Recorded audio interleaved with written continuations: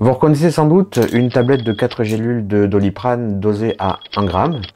Eh bien, ceci, qui est globalement de la même taille qu'une gélule, s'appelle une capsule vidéo endoscopique et les gastro-entérologues s'en servent pour faire des clichés dynamiques des parois difficilement accessibles de l'intestin grêle. En fait, un endoscope standard permet d'examiner les anomalies de l'intestin grêle, mais seulement dans les 2 premiers mètres. Et par anomalie, on parle bien de tumeurs et de saignements. Or, l'intestin grêle en mesure environ 6, et c'est dans ces 4 mètres restants que se développent souvent ces anomalies, et pour un endoscope standard, elles restent inaccessibles. Du coup, depuis que cette technologie de capsule vidéo-endoscopique existe, les médecins peuvent y avoir recours, ce qui leur permet d'émettre des diagnostics cliniques beaucoup plus précis, après avoir analysé les images obtenues. Alors cette capsule PILCAM SB3 ne fonctionne pas seule. Certes, une fois ingérée, elle est autonome et transmet ses clichés à une fréquence de 2 à 6 images par seconde, mais il faut un dispositif pour les recevoir et les stocker, et ce dispositif est préalablement installé sur le patient. Je vais vous expliquer dans un instant comment ça se passe, et j'entamerai ensuite une analyse complète de sa conception et de son électronique, et ça sous-entend donc qu'il va falloir que je l'ouvre, mais je ferai en sorte de le faire sans endommager son contenu. Et justement, au niveau de son contenu, on doit s'attendre à y trouver des LED, une lentille, un capteur CMOS, une batterie, un système on-chip et une antenne. Et je précise aussi que ce sont des capsules qui ne servent qu'une fois. Alors, celle-ci m'a été très gentiment envoyée par Karim qui habite Bruxelles, et bien évidemment, avant que je puisse la récupérer, elle a été auparavant désinfectée, aseptisée et stérilisée. Évidemment, ça n'est pas le seul modèle de capsule de ce type sur le marché, il y en a quelques autres avec des caractéristiques qui varient en fonction des besoins, comme par exemple la résolution de l'image, la durée de vie de la batterie, la focale, le nombre d'images transmises par seconde, etc. Et j'ai justement trouvé un petit tableau comparatif de 4 modèles chez 4 fabricants différents, celle que je possède étant la première en partant de la gauche. Elle mesure donc 26 mm de long pour 11 de diamètre, pèse 3 grammes, sa batterie a une durée de vie d'au moins 8 heures, la résolution de ses images est de 340 par 340 pixels, elle émet entre 2 et 6 images par seconde, son champ de vision est de 156 degrés et elle coûte 500 $. Donc voilà comment se présente son mode opératoire. Je vais utiliser quelques extraits d'une vidéo du fabricant pour illustrer cette présentation. Le système est donc composé de la capsule, du récepteur enregistreur d'images, du logiciel d'analyse et du réseau de capteurs permettant la réception des images, ou encore de la ceinture de capteurs pour un usage plus localisé. Prenons par exemple le cas de la ceinture, elle est préalablement placée autour de l'abdomen du patient. L'enregistreur récepteur est maintenu en bandoulière, la capsule est ensuite appairée avec le récepteur, un peu à la manière d'un appairage Bluetooth, sauf que ça n'est pas un signal Bluetooth. Le patient doit ensuite avaler la capsule avec un verre d'eau comme n'importe quel autre médicament qui s'administre par voie orale. Elle est bien entendu résistante à l'acide gastrique et aux enzymes digestifs et capture en moyenne 2 images par seconde tout en s'acheminant dans les voies digestives propulsées par leur contraction. Ces images sont numériquement compressées et transmises par signal radio, puis reçues par le récepteur via son antenne implantée dans la ceinture fixée autour de l'abdomen. Et entre 8 et 10 heures après, le système est entièrement retiré du patient et le médecin peut ensuite analyser et étudier les images obtenues. Il y en a approximativement 50 000 qui sont compilées sous la forme d'une vidéo continue d'environ 30 minutes. Bon, les avantages de ce système, on les a bien compris au travers de ces explications, ils sont assez nombreux. Pour ce qui est des inconvénients, il faut jeûner pendant une dizaine d'heures et ne boire que de très petites quantités d'eau, et généralement le lendemain, il faut retourner chez le gastro-entérologue pour qu'il retire les capteurs et le récepteur, donc c'est pas vraiment la mer à boire. Alors pour ce qui est des risques maintenant, j'ai noté que statistiquement, il y avait un risque minime, donc ça concerne 2,5 patients sur 100, pour que la capsule reste logée dans l'intestin sans pouvoir être naturellement évacuée. Et il y a aussi eu des très rares cas où le patient a mal ingéré la capsule, ce qui a eu comme conséquence d'obstruer temporairement son passage respiratoire. Bon, après, j'en entends déjà se demander, mais ingérer un petit dispositif qui émet des ondes radio 2 fois par seconde à travers notre corps, c'est pas un peu dangereux pour la santé ça? Alors réponse rapide, non, parce que ce ne sont que des ondes radio et que l'énergie véhiculée par les photons de ces ondes électromagnétiques est particulièrement faible, de l'ordre de quelques milliwatts. Et pour une réponse plus complète, je vous renvoie à la première partie de mon épisode sur les ondes électromagnétiques dans notre quotidien, je la mets en suggestion juste là-haut.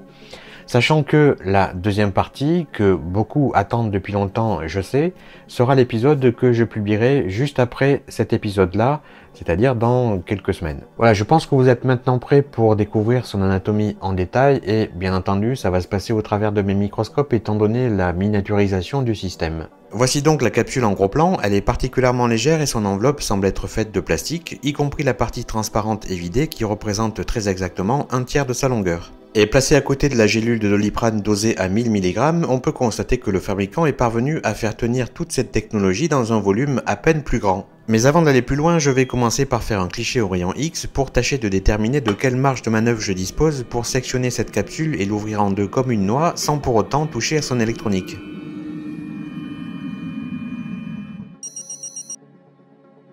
Et sur ce cliché, on distingue relativement bien les trois principaux éléments. On a ici l'antenne qui a une topologie hélicoïdale et qui est connectée à cette platine contenant nécessairement le système on-chip.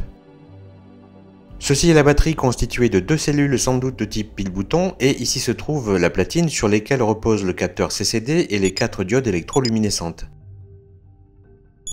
Donc pour ce qui est de la découpe pour l'ouvrir proprement, de toute évidence ça va devoir être fait dans cette région sans pénétrer au-delà de 1 mm de profondeur sur tout le périmètre.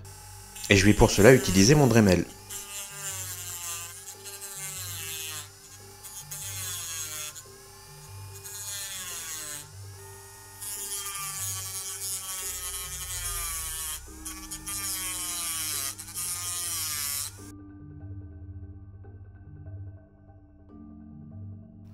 Alors c'est la lentille que je retire facilement en premier et qui donne donc directement accès au capteur CMOS qui n'est autre que l'œil de cette caméra miniature. Normalement le reste devrait sortir en un seul bloc. Et en effet c'est bien le cas. J'ai déployé la circuiterie contenue dans cette capsule et grâce au papier millimétré en fond, on constate que ça mesure 27 mm de long. Sur la platine avant, on a donc sur cette face le capteur CMOS et ces 4 composants jaunes et blancs sont bien entendu les LED qui émettent simultanément leur lumière à chaque capture d'image. On trouve aussi 4 condensateurs céramiques montés en surface. Une nappe flexible relie la platine avant à la platine arrière et c'est par cette nappe que transitent les données du capteur CMOS vers le cœur du système qui se trouve de l'autre côté. Sur cette face sont placées l'antenne, une inductance et un dernier composant que je n'ai pas encore identifié. De l'autre côté donc, nous avons la puce de silicium ici qui est un circuit intégré conçu spécifiquement pour cette application et qui est cadencé par ce quartz qui lui fournit la fréquence d'oscillation nécessaire pour son fonctionnement. On a aussi quelques condensateurs de découplage intercalés entre le circuit intégré et la masse et au centre se trouve le plot qui est en contact avec la borne positive de la batterie. Toutes ces pastilles dorées sont des points de test et il y en a 14 en tout, 8 sur la face avant et 6 sur la face arrière. Et sur la platine arrière ne se trouve que le plot qui lui est en contact avec la borne négative de la batterie. Je vous montre ici une prise de vue macroscopique de la circuiterie et gardez à l'esprit que les circuits imprimés avant et arrière mesurent chacun 10 mm de diamètre. Donc l'aire de leur surface est de 78,5 mm² et la puce de silicium que vous voyez là, et qui est donc le cœur de la capsule, ça s'appelle aussi un système on-chip, mesure 2,4 mm sur 1,5. Autre vue macroscopique, cette fois celle du capteur CMOS, le composant mesure 3,1 mm sur 3, mais la région qui capte la lumière est située au centre et ne recouvre que 45% de sa surface. Le reste est obstrué sous ce masque noir et contient la circuiterie logique à base de transistors qui va convertir ces ondes lumineuses en informations numériques pour le système on-chip. Pour ce qui est de la lentille, il n'y a pas grand chose à en dire, c'est grâce à elle que le capteur va avoir un champ de vision de 156 degrés, j'ai pu mesurer que son diamètre était de 3 mm. La batterie est donc constituée de deux piles-boutons de 1,5 V de type SR927 mis en série pour obtenir à cette échelle une tension de 3 volts. Et sans aucune surprise, on constate que les piles sont à plat et ne donnent plus qu'une tension de 0,76 V puisque cette capsule a déjà servi une fois. Alors, la question qu'on serait en droit de se poser, c'est si on remet des piles neuves, est-ce que le système recommence à fonctionner? En fait, dans cette électronique-là, je ne vois rien qui pourrait en empêcher. Sauf si le logiciel qui est exécuté par le circuit intégré est programmé de telle façon à ce qu'il ne fasse qu'un seul cycle de batterie. Ça paraît très bizarre, mais c'est envisageable. Mais quelque chose me dit que ce système a été conçu pour refaire inlassablement la même tâche tant qu'il est alimenté en courant à une tension de 3 volts, c'est-à-dire prendre des clichés et les transmettre à une fréquence porteuse spécifique. Eh bien, le mieux c'est encore de vérifier tout ça. Et plutôt que de mettre des SR927 et aussi parce que j'en ai pas sous la main, je vais tout simplement l'alimenter en 3 volts par mon alimentation de labo Rigol, c'est celle qui est à l'arrière-plan floue ici, donc j'injecte les 3 volts dans le circuit. Eh bien, comme je l'avais prédit, il semblerait que la capsule ait repris du service, ces 4 LED flashent 2 fois par seconde et il y a fort à parier que chaque flash corresponde à une transmission radio de ce que le capteur CMOS filme. Et quand on regarde la consommation électrique, elle est inférieure à 10 mA et comme c'est le minimum que peut afficher mon alimentation, ça indique 0. Alors du coup, ça donne envie de savoir si sa fonction de transmission radio est toujours opérationnelle. Donc c'est ce que je vais vérifier maintenant avec un de mes analyseurs de spectre. L'analyseur en question, le voici, je l'ai relié à mon PC pour pouvoir le monitorer depuis le logiciel de Siglent. J'utilise une sonde de champ proche que j'ai placée juste au-dessus de l'antenne émettrice de la capsule, un peu comme si on cherchait à simuler le rôle de la ceinture de capteur qu'on a vu précédemment. Bien entendu, le circuit est toujours alimenté par mon alimentation Rigol, ce petit boîtier noir est le préamplificateur sur lequel est branchée la sonde et qui est lui-même connecté à l'entrée de l'analyseur de spectre. Et pour l'instant, mis à part quelques pointes à 2,45 GHz correspondant au Wi-Fi du labo, il n'y a rien à signaler sur l'écran. Allez, c'est parti, je réinjecte les 3 volts, le circuit se réveille et regardez ce qui apparaît à l'écran de l'analyseur de spectre, un pic visible à la fréquence de 434.1 MHz synchronisé avec chacun des flashs. Il s'agit bien de la porteuse utilisée par la capsule pour transmettre ces images. Et c'est un signal très faible qui est émis, la sonde n'est pourtant qu'à 9 cm au-dessus de l'antenne. Pour pouvoir le faire ressortir de façon notable, j'ai descendu la référence à -20 dBm et fixé une atténuation de 20 dBm, le pic se situant autour de -41 dBm. Et la régularité de l'émission est encore plus flagrante en observant le spectre en mode chute d'eau qui permet d'avoir un visuel graphique de l'historique des amplitudes par fréquence. C'est un peu moins flagrant quand le spectre est tracé en 3 dimensions, tout du moins de ce point de vue-là, mais ça a quand même l'avantage de représenter les amplitudes avec plus de détails. Tout à l'heure, quand je vous ai détaillé les composants, j'ai évoqué ces petites pastilles de cuivre que l'on appelle des points de test. Et bien, comme le nom l'indique, ils sont reliés à certaines broches des composants qui nous permettent de mesurer et tester facilement le signal à leur borne. Et bien sûr, ils ne sont pas choisis au hasard, mesurer ces signaux nous donne des indications importantes sur l'état du système. Encore faut-il savoir à quoi ils correspondent, sinon on va se retrouver avec des valeurs et des mesures qu'on ne saura pas interpréter. Alors généralement, ces pastilles sont plutôt là pour être directement sondées avec ce genre de sonde de précision, sans avoir donc à y souder quoi que ce soit. Mais en fait, elles sont tellement petites que ça serait pas du tout pratique pour faire les prises de vue par-dessus les sondes, donc initialement j'avais opté pour y souder des petits fils afin d'avoir plus de marge de manœuvre. Alors déjà, cette manip est assez délicate car je rappelle que de là à là, il n'y a qu'un seul centimètre. Et puis je me suis rapidement rendu compte que les pastilles étaient beaucoup trop fragiles et se sont mises à céder et à s'arracher de la platine sous le poids des fils. Du coup, j'ai pas insisté, je me suis résolu à n'utiliser qu'une seule sonde de précision pour effectuer cette tâche. J'ai finalement soudé que 3 fils, un sur la borne positive, un sur la borne négative et un relié à la masse pour y connecter la sonde de précision. Cette fois, c'est un de mes oscilloscopes que je vais utiliser et je l'ai aussi relié au PC pour pouvoir le monitorer via son logiciel.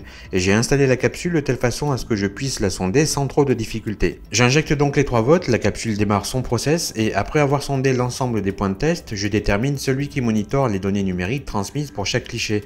Et bien, chacun de ces blocs qui défilent correspond bien à une image. Et en changeant la base de temps, on va progressivement voir la nature des signaux numériques qui constituent ces blocs. Vous voyez ici à quoi correspond une division horizontale sur l'écran au fur et à mesure que je la réduis. Je peux par exemple aller jusqu'à 200 nanosecondes. On est maintenant dans la fenêtre de monitoring sur le PC. Concernant les tensions, chaque division verticale correspond à 500 mV. On a donc affaire à des signaux qui font un peu plus de 3 divisions en hauteur, soit un tout petit peu plus de 1,5 V. D'ailleurs, la valeur maximum obtenue est indiquée ici. Je suis repassé à une base de temps de 1 microseconde par division horizontale et je vais par exemple faire un arrêt sur image à ce moment précis pour vous expliquer comment sont représentées les données numériques.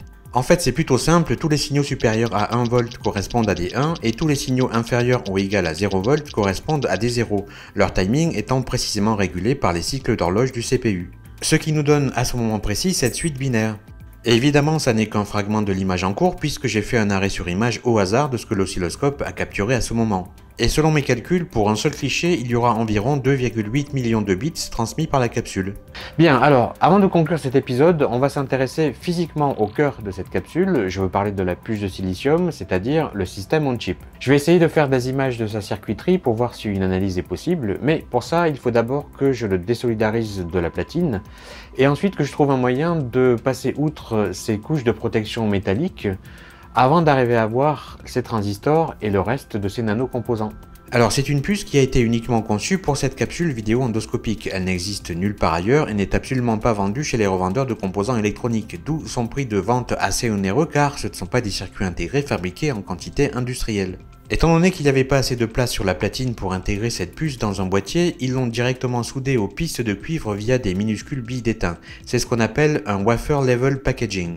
Alors dans un premier temps, je dessoude donc la puce de la platine en utilisant la station à air chaud à 340 degrés et vous apercevez mieux maintenant les 35 petites billes d'étain en question. Voici la face arrière de la puce, celle qui est soudée à ces billes. On perçoit quelques pistes sur le substrat marron mais rien de plus. Et pour les besoins de cette opération, je dois plaquer le circuit intégré sur un adhésif afin de le maintenir en place car il va subir un petit traitement relativement agressif pour lui.